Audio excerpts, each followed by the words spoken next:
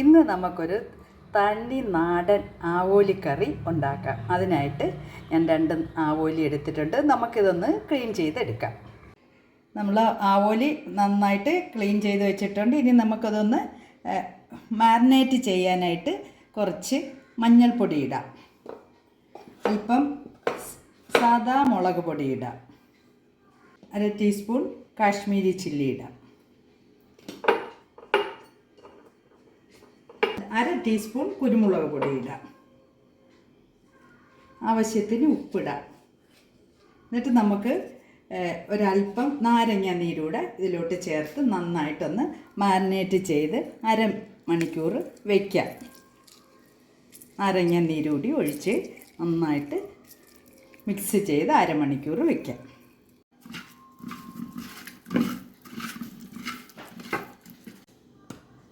ഒരല്പം ഓയിൽ കൂടെ നമുക്കിതിലൊന്ന് മിക്സ് ചെയ്ത് കുറച്ചും കൂടെ ഡ്രൈ ആയിട്ടിരിക്കുന്നത് കൊണ്ട് അല്പം കൂടെ ഓയിൽ കൂടെ ഒഴിച്ച് നമുക്കൊന്നും കൂടെ ഇതൊന്ന് പുരട്ടി വയ്ക്കാം.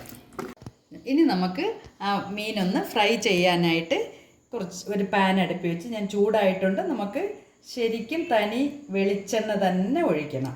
നമുക്ക് ആവശ്യത്തിന് വെളിച്ചെണ്ണ ഒഴിച്ച് ഇനി കുറച്ച് കറിവേപ്പില ഇടാം.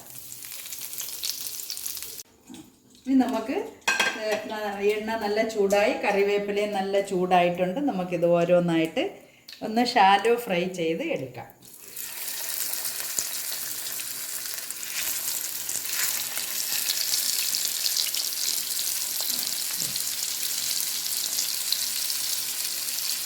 ഇത് അത്ര ഇതിനകത്ത് കൊള്ളും. നമുക്ക് ഇതിൽ ഒറ്റ ഇതിൽ തന്നെ ഫ്രൈ ചെയ്തെടുക്കാം.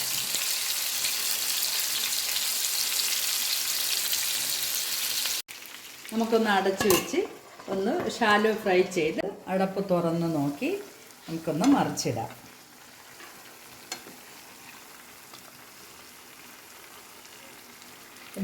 എല്ലാം മറിച്ചിട്ട് ഒന്നുകൂടി ഒരു 2-3 മിനിറ്റ് കൂടി ഒന്ന് വേവിച്ചാൽ മതി. ഒരു 3 പച്ചമുളക് എടുത്തിട്ടുണ്ട്. അത് നമുക്ക് ഇതിലൊന്ന് 2ആയിട്ട് കട്ട് ചെയ്തിടാം.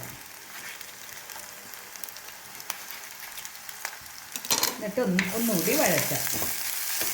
നമ്മൾ ചെറിയ ഉള്ളിയുടെയൊക്കെ പച്ചമണം എല്ലാം മാറിയിട്ടുണ്ട്. ഇനി നമുക്ക് ഒരു തക്കാളി ഞാൻ അരിഞ്ഞു വെച്ചിട്ടുണ്ട്, അതുകൂടി ഇതിലോട്ട് ഇടാം. ഇത് ഏതാണ്ടൊക്കെ നല്ലതായിട്ട് വഴണ്ട് വന്നിട്ടുണ്ട്. ഞാനൊരു ചെറിയ ഒരു നെല്ലിക്ക വലിപ്പത്തിൽ ഒരു വാളം പുളി എടുത്തിട്ടുണ്ട്. ഇത് നമുക്കൊന്ന് പിഴിഞ്ഞ് ഇതിലോട്ട് ഒഴിക്കാം. നമുക്ക് ഈ പുളി പിഴിഞ്ഞ് വെച്ചിട്ടുണ്ട്, അതിൻ്റെ ചാറ് ഇതിലോട്ട് ഒഴിക്കാം.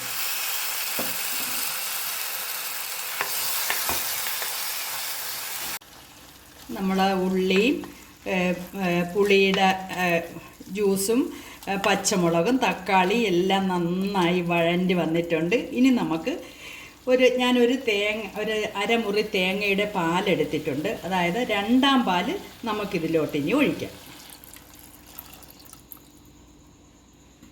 ഞാൻ ഉപ്പിട്ടിട്ടില്ല.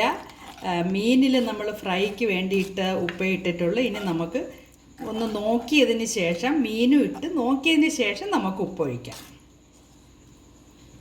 ഒരു 1/4 ടീസ്പൂൺ കാശ്മീരി മുളക് പൊടി ഇടാം. എരിവിന് വേണ്ടിയിട്ട് ഒരു 1/4 ടീസ്പൂൺ സാദാ മുളക് പൊടി ഇടാം. ഇനി നമുക്ക് ഒരു 1/2 ടീസ്പൂൺ മല്ലിപ്പൊടി ഇടാം. ഇത് നന്നായിട്ടൊന്ന് മിക്സ് ചെയ്യാം. ഇനി നമുക്ക് മീനിടാം.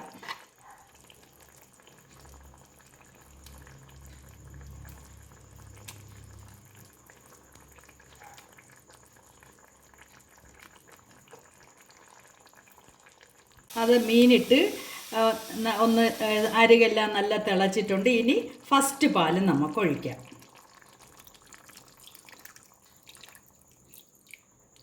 ഇനി ഒരല്പം ഉപ്പ് കൂടി ഇടാം.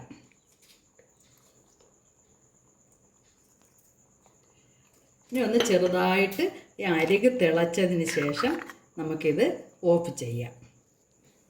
ഒരു 2 കറിവേപ്പില 2 കറിവേപ്പില കൂടിയിട്ട് നമുക്കൊന്ന് അടച്ച് വയ്ക്കാം. അങ്ങനെ നമ്മൾ അടിപൊളി ആവോലി നാടൻ കറി റെഡി ആയിട്ടുണ്ട്. നല്ല തേങ്ങാപ്പാലിൽ നമുക്കിനി ഇത് ഓഫ് ചെയ്തെടുക്കാം. ഫിഷ് റെഡി ആയിട്ടുണ്ട്. അതിൻ്റെ കൂട്ടത്തിൽ നമ്മൾ നല്ല ഗോതമ്പ് പുട്ടാണ് ഇതിനോടൊപ്പം കഴിക്കാൻ പോകുന്നത്. നമുക്ക്